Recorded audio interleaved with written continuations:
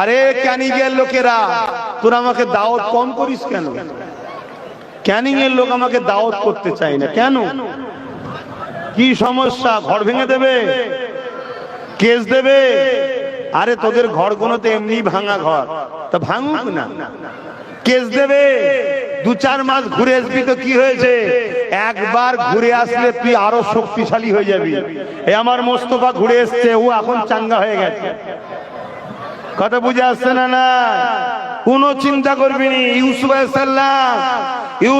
সালামের সুন্নত হলো হকের পক্ষে দাঁড়িয়ে জেল খাটা, হকের পক্ষে দাঁড়িয়ে।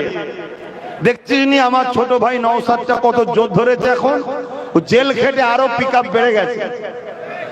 আমারও মাঝে মাঝে মনে হয় একবার ঘুরে দেখলে হয় কি আছে, কিন্তু আমায় তো কেউ নিয়েও যাচ্ছে না। একবার দেখে এলে হয়নি কিছুদিনের জন্য, আরে 2-4-5 মাসের তো ব্যাপার।